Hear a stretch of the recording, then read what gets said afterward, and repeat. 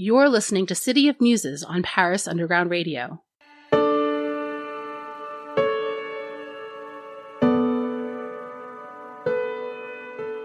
Welcome to the Season 2 premiere of City of Muses on Paris Underground Radio.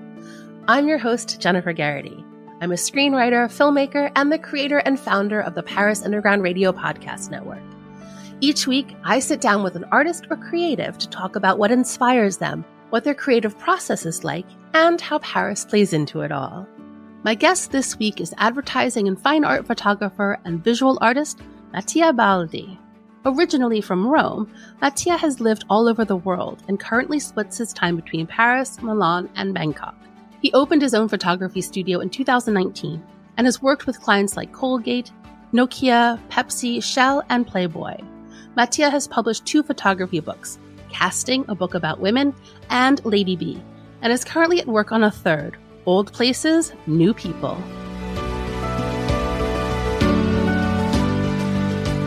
Hello, Mattia. How are you? Thank you so much for joining me today.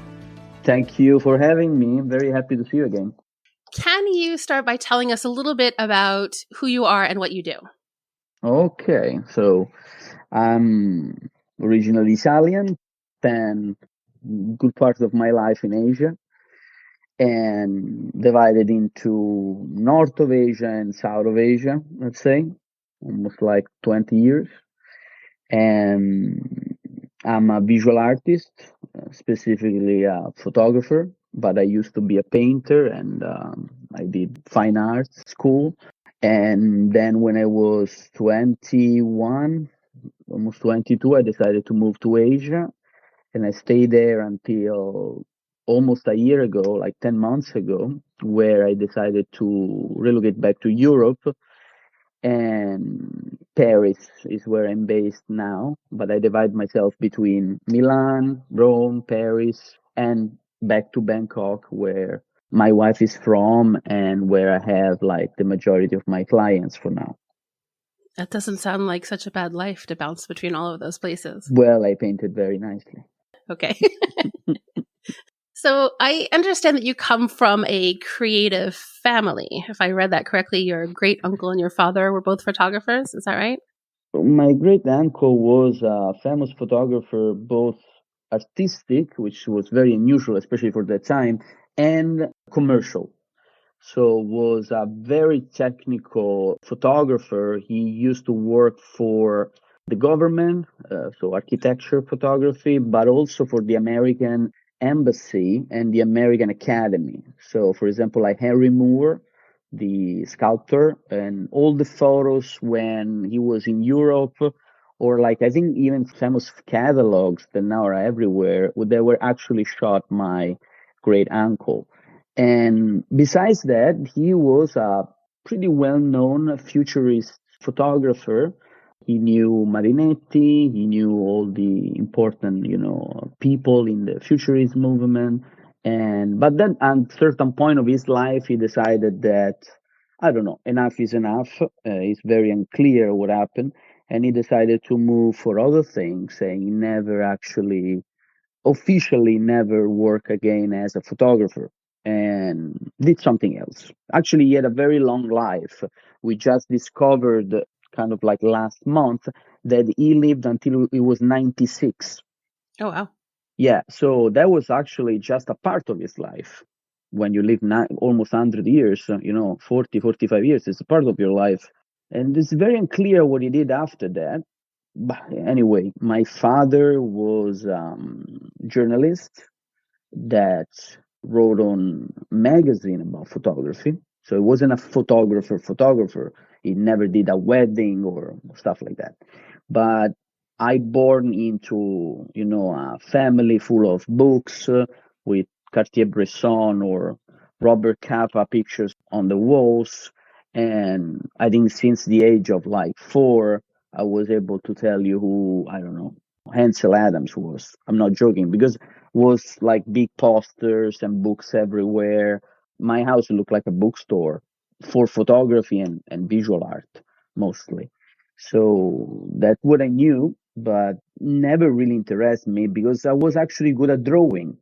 So, like any person that is good at drawing, sees photography as something, I don't know, second class, kind of, because, I don't know. I never got interested, like, probably because my father was doing it. I have no idea. I have no idea, but I was not very interested when I was kid.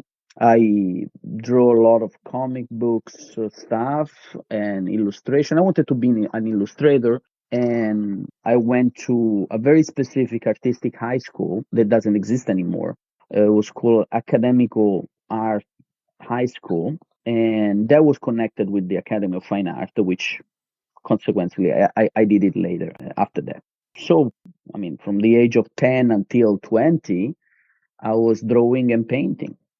And I did exhibitions, I won few awards, stuff like this. Nothing major, but I did stuff in the business.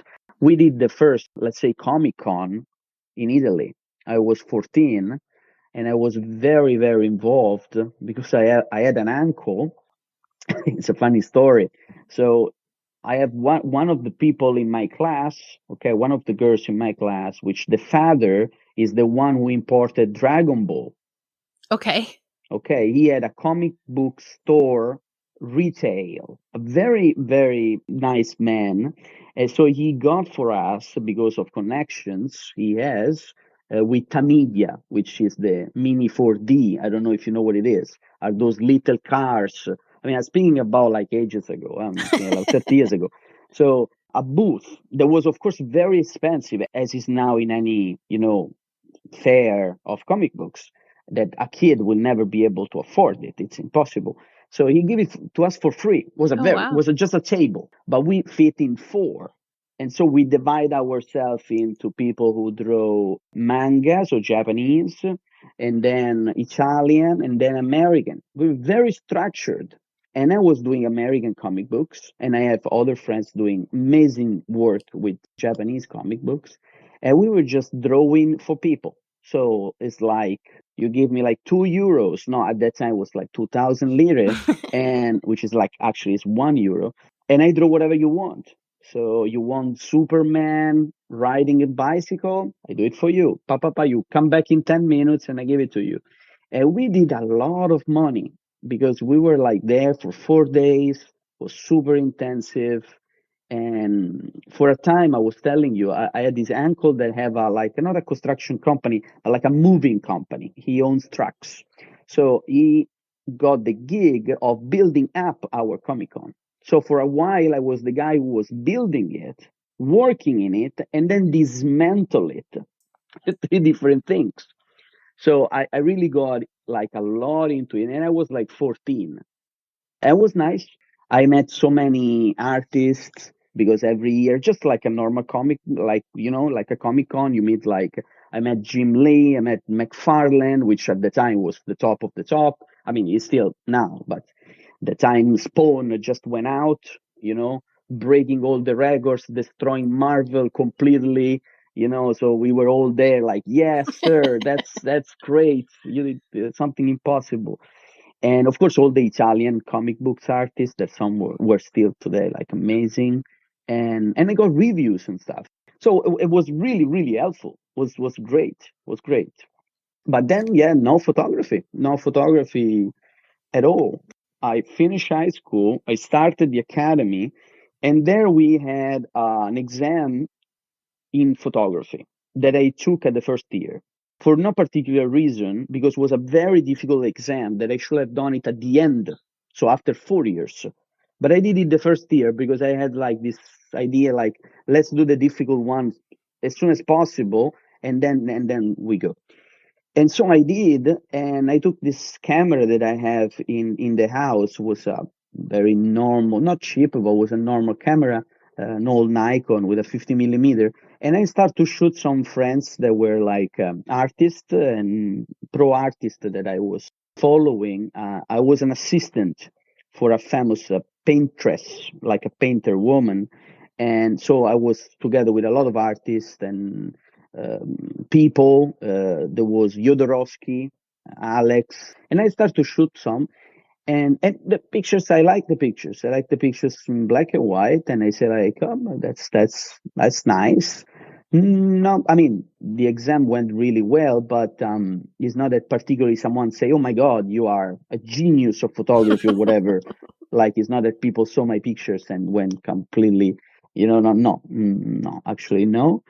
And maybe that's why I didn't focus so much on the beginning. I did a lot of things, including still painting, also when I went to China. So I taught the Academy of Fine Art in Beijing and another international school and the Beijing Capital Normal University, but I was doing mostly history of art, painting, live drawing, which is the thing that I did for forever. So it's something that I felt a little bit more sure of my skills.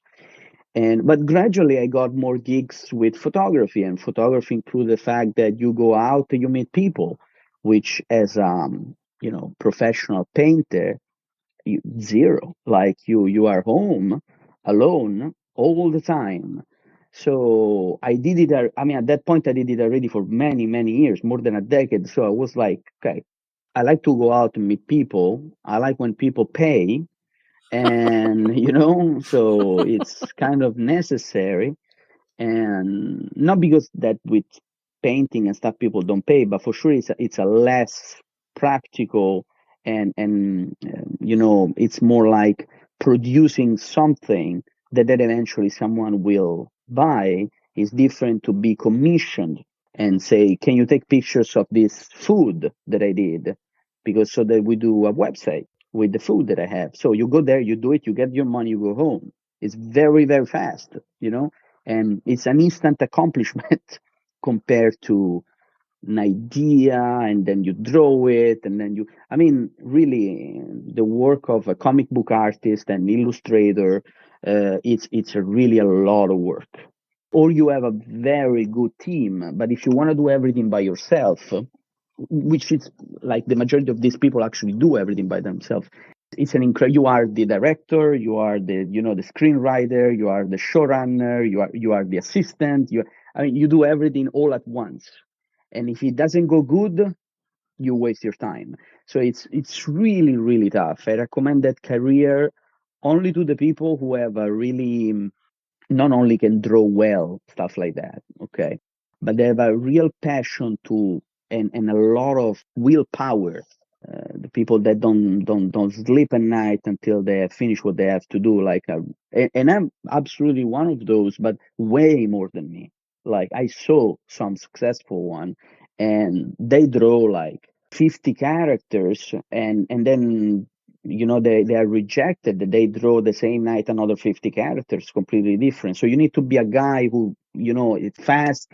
It works a lot in that way. So doing that, it's good. But if you I don't want to say you fear the rejection, but if you're another kind of person, absolutely don't go there, because it's a tough business. And now with AI and everything, is going to be harder and harder in the next following years. So yeah, I did photography, and pretty much from that moment on, I started to convince myself to do only photography and to drop everything else. That was a long process of, transitioning. yeah. I wasn't one of those that say, okay, I want to be, this. And no, not particularly. Visual artist, yes. I never was interested in music or poetry or whatever.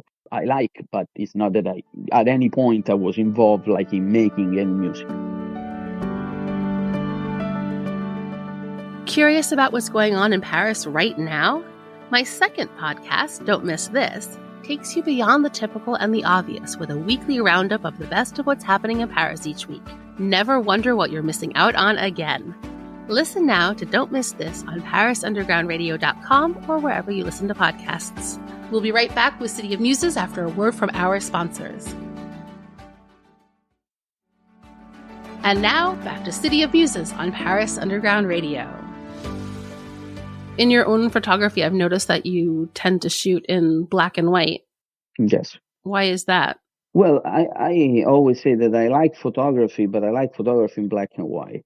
I don't particularly like color photography. I don't like color photographers. Therefore, I don't particularly like photography in color. Because even when I draw, I use black ink. I like black ink drawings.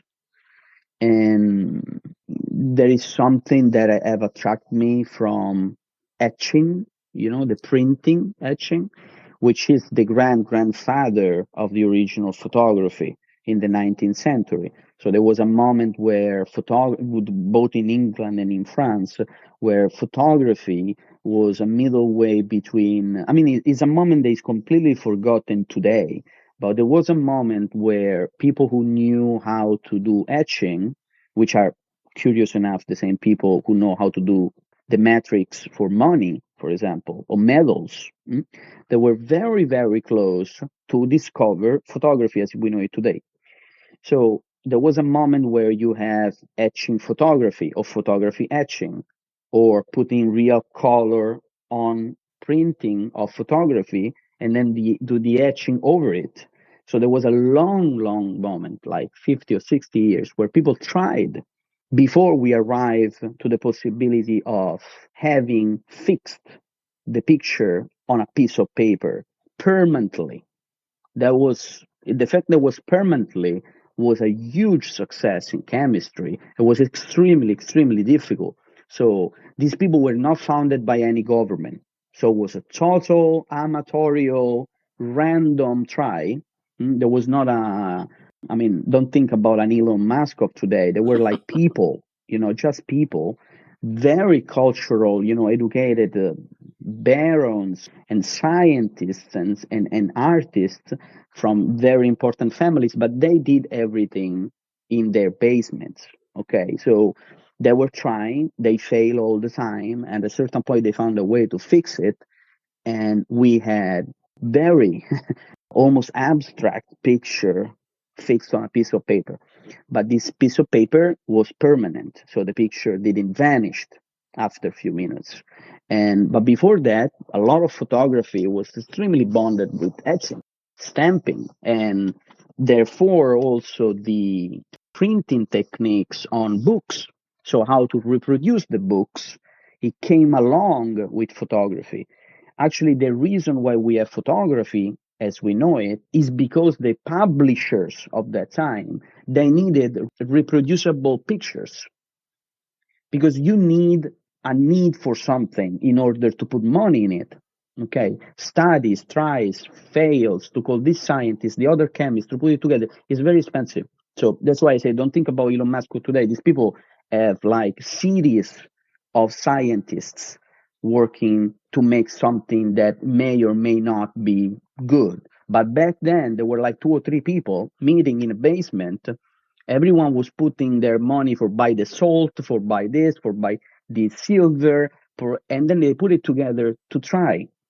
And that was not, very empiric.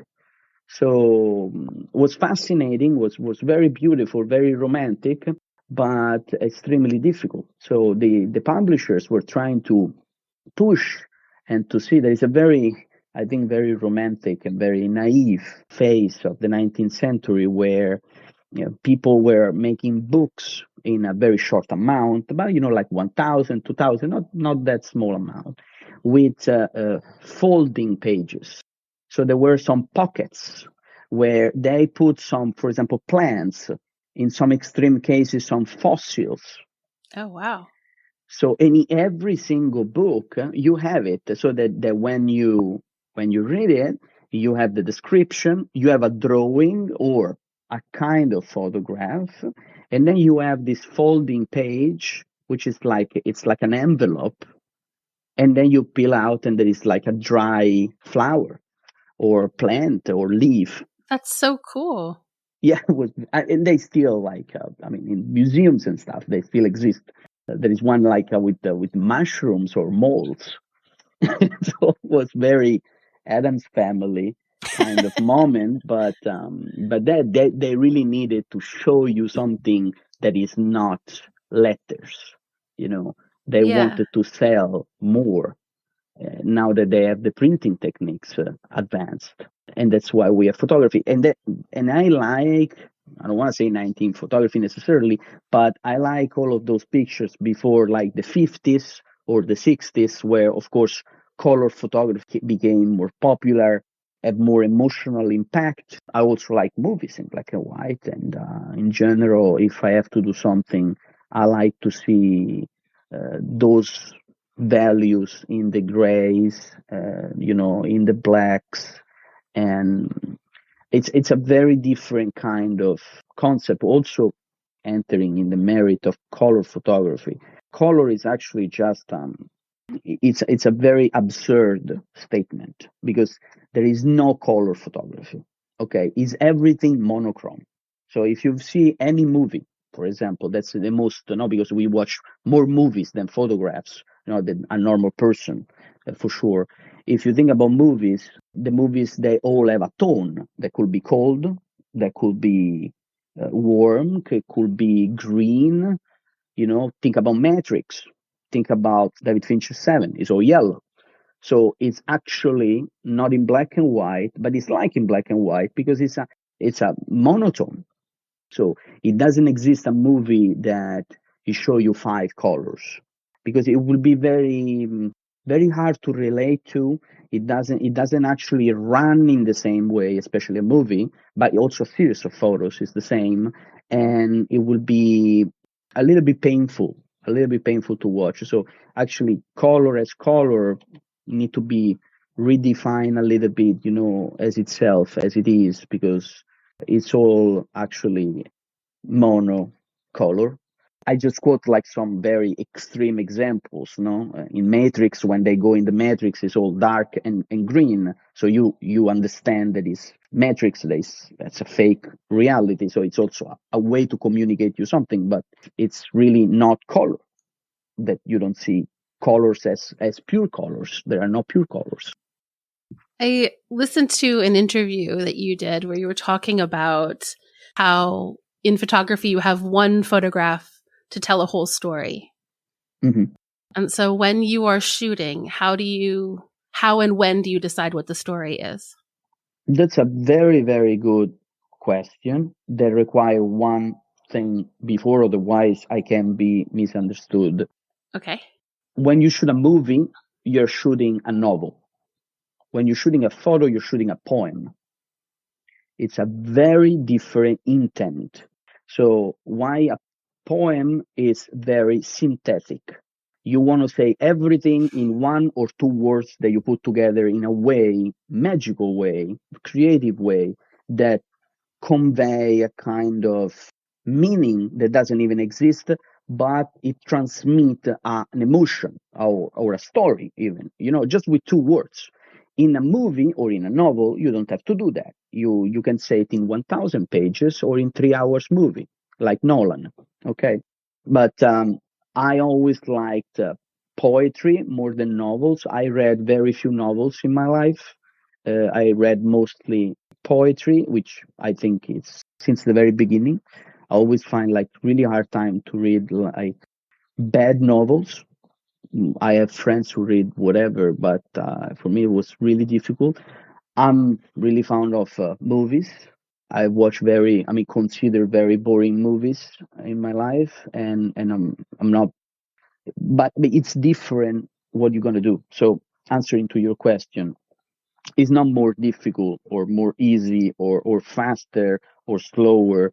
It's just very different. So if you look at pictures of Kudelka or I don't know, at that level, no one comes to mind, but you can also see just one picture, not knowing anything, not knowing where it was taken, what was the year. I mean, you can guess it from the people, how they dress, the kind of watch that they're wearing, stuff. But so there's nothing that there's not a date. You see it, and you know more about war than anything you have ever read before. That's photography.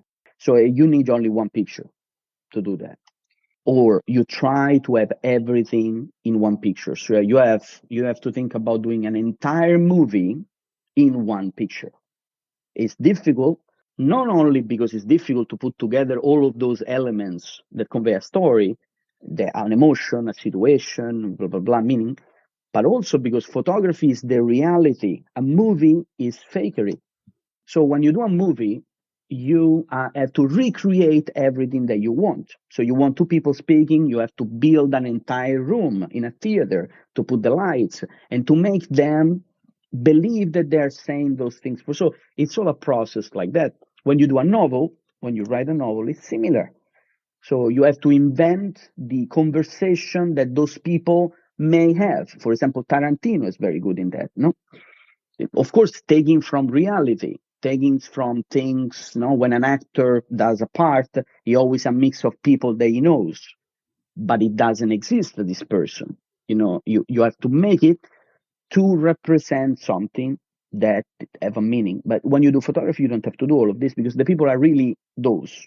So if you see Don McCallum photos, those people were really the the soldier in Vietnam. They were dying for real. That he was there. He was there. You can feel the bullets. You can feel the explosions. You can feel that the camera didn't work well. And some pictures maybe are not particularly sharp because maybe it was moving, but because it's the reality. That's the reality. Of course, even there is a 10% of fakery. Hmm? So there is maybe he puts someone in the condition of moving in the way, but on the actual situation, not in a movie theater. So it's very different. I'm not saying that it's better or whatever. Actually, what they do when they do a movie is extremely difficult if you think about it, no? Because you have to recreate something that do not exist. So those people are not the character that we love, but they look like. They makes you feel that they are really those people, or maybe are even better than those people. They're going to communicate even more than the real person as you were picturing. So it's more than what you expected. You feel like accomplished, and you say, I watched this movie. It's this. I didn't know about this person this much, and now I know. So it's extremely difficult. In photography, no. In photography, you have to go and take the real thing in the face. So it's different, and I don't want to say it's more risky, but I think people take it too lightly. Like you go, you take photos of whatever you want. It's not really like that. It seems that we are all like above, the judgment because everybody judge everything. So nobody cares about your judgment of anyone. But there must be like your internal process of saying, okay, I did this, but this is exactly what I wanted to do here. Like this is the best I can do. Maybe it's not that great, and that's it. Don't compare yourself to Instagram photographers and stuff like that. Like don't sell yourself short. Just aim as high as possible because this is your only chance. So when we die, we are not there anymore. So it's better to do it at 100%. Have you always dreamed of owning a place in Paris? If you're planning on moving, renting, buying, or selling a place in France, you'll need the expert guidance of Gail Boisclair and Marie Pistinier, hosts of the Paris Estate of Mind podcast. Listen now to Paris Estate of Mind on parisundergroundradio.com or wherever you listen to podcasts. We'll be right back with City of Muses after a word from our sponsors. And now, back to City of Muses on Paris Underground Radio. So tell me about your latest project, Old Places, New People. What is that all about? Well, that's coming from the war and the bullets and the explosions. That sounds kind of silly.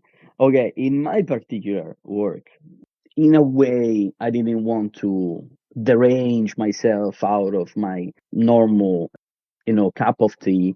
And I work with wannabes. I work with people who wants to be famous, are not famous yet, or they will never be, or maybe they already are. They don't know it. So that's my field. And my book, Casting, was all about that. Now I want to do like let's say not a spin-off from there, but kind of. So I saw that putting those kind of people, which is a very specific young generation, into very unusual for them, contexts, that makes them feel like kind of different. So I think these new generations have really started to have no relationship whatsoever with the past. So this is the first generation I ever heard that I'm alive. I don't know if it happened 100 years ago, 200 years ago. I don't know, could be, but I haven't found this anywhere that it says, "Oh, but I wasn't born yet." I say like, "Have you watched Casablanca?" "Oh no, it was like 1950s." "Oh, I wasn't born yet." It never happened. Like, I don't think that happened in history. So there is a huge gap between the past and the things that are happening in the present. I think they are more in the present. In the 80s, we were way more in the past. We were not entirely aware of what was going on, especially like in the early 90s. We were speaking about Michael Jackson, but there were things of 10 years before. So it wasn't really in the moment. When Britney Spears came out, we were still like listening to songs from 10 years or 20 years before. It's not happening today. There is like one song, yeah, that may randomly be on the radio, but mostly are songs from today. And there is a specific reason why they are doing that. It's a commercial reason why people are, I don't want to say brainwashed, but kind of, because you need to, at a certain point, the market is saturated. You need to stop it and restart it. Otherwise, people will always buy Prince songs, Michael Jackson songs, because are way better than what we could possibly produce today. So you need to stop it and to create a Taylor Swift. But it's not that easy. I mean, it's a masterwork. Yeah, there's also this sense too, though, you always have to know what's happening now. And because we're so inundated with social media and everything is so short, Snapchat and TikTok, that you always feel like there's something new and fast. So you're never anchored into anything. And that's where maybe that disconnect comes in between us and the past. I think we can say that it's just like that we are getting older or is induced. In my opinion, is induced because yes, if you are more self-aware of the present, you are there looking for what's next. Instead, us in the 80s, we were more focused on to be. I wanted to be Axl Rose because Axl Rose is super, super cool. Doesn't matter if Axl Rose is from 5 years ago or 10 years ago. I still want to do like Slash and Axl Rose stuff because those are cool and they will always be cool. I don't care about today. I watched the Iron Maidens like, I don't know, 2 or 3 times. And we were so upset that they were doing like the album of that year. We wanted the real stuff. They were from 20 years before. Who can may ask something like this to Taylor Swift? No one. People want the new stuff, you know. So it's a marketing thing. And when I put this new generation into 12th century Gothic church, most of the people don't even know where they are. They say, "This is incredible. It's like a movie set." I say, "Yeah, this is better than a movie set." You know what? Because this is real. This is real. And in Paris here is particularly cool because we have 12th century or even before steel constructions where have passed, revolutions and like people used to camp and build like massive assembles of like protest and over the ages. So you can really feel the history. But this, of course, could be shot in Rome or in Greece or whatever. I mean, it doesn't really matter. It's not necessarily have to be a place that is necessarily 1,000 or 2,000 years old. Could be old for them, not necessarily old in general. But yes, it will follow pretty much what I was doing with casting, except the fact that casting was casting a book about women, but this one will have boys and girls, which was my original idea before casting. But then I shot like a lot more girls, and we decided to, was the year of the woman. There was the beginning of the Me Too, so I did it without knowing it, but was really pretty much the same topic. Like was into it, And so we decided to narrow it down with only girls. But originally was also with boys as well. So my last question, you've lived in all of these different places. Do you feel that your style changes based on the place that you're in, the vibe of the city or the people, or does it stay the same? Well, it's a tricky question because there are some people which are saying, "Oh, I can see that now you are becoming Parisian," Okay. including my mother. And what does that mean to your mother that you're becoming Parisian? I have no idea. No, I mean, watching my work Yeah. is like, okay, so could be something that I'm not aware of. I don't feel different, but I feel like very empowered by this place. I mean, for sure, I feel happy when the place is a place that I like, and really slowed down by a place that have no particular cultural impact, which in my life happened. Like for example, in Singapore or even in Shanghai, for example, it was very hard for me to go around and find something that worth shooting, like a situation or something that make you think to something, and then you go home and you say, oh, okay, I saw this thing that may not be exactly what I want to shoot, but it starts a process in your mind that make you realize things that you want to shoot. But here in Paris, it's a wonderful city, and I think it's easy to be inspired. I mean, it would be really hard not to. There is an incredible amount of faces. I mean, I never saw so many different people, and working with people for me is the most important thing. I also like the city, but I don't shoot the city. I shoot faces. So, and coming from Bangkok, which is supposed to be incredible melting pot on faces, races, people, genders, everything, and absolutely it is.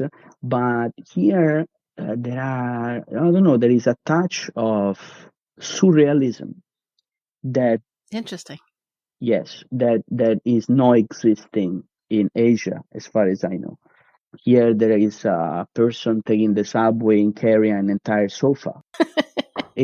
I mean, you can see it here and maybe New York or something, but here there is, I don't know, maybe is carrying a sofa dressed with Prada shoes. Like there is something that you can really feel the surrealism where it comes from. It's Odile Redon. It's really Magritte. It's really there, and it's inspiring and refreshing. I see what you mean. It's nice. So where can people find you if they want to keep up to date with what's going on in your world? Well, if you Google my name, came out me and a hockey player, which I thank you and salute, which has my age. I never met him. He's from Canada, and I think he's a champion, and I'm very, very happy. So if you see the hockey guy, he's not me. He's very handsome, and I guess big, and at least how I picture him, and and we are the only Mattia Baldi on Google that I'm aware of, so it's easy. Yeah, or Instagram or my YouTube channel, which I planning to post more videos in the months to come, but it's hard as you know, and yeah. All right. Well, I'll put links to all of that so that people can find you very easily. Thank you so much. This was wonderful. Thank you so much for taking the time to speak with me. Thank you very much. Have a good day. Thank you for listening to City of Muses. If you've liked what you heard, please take a moment to rate and review it. This is the fastest and easiest way to help support the podcast. Tell a friend who could use a little inspiration. You can also subscribe to the Paris Underground Radio newsletter over on our website, parisundergroundradio.com, which comes out every Sunday and gives a little peek into what's on the network for the week ahead. I'm your host, Jennifer Geraghty. You can find me on all socials at Jennyphoria. That's JennyPhoria. Thank you for listening, and may you find inspiration wherever you go. City of Muses was produced by Jennifer Geraghty for Paris Underground Radio.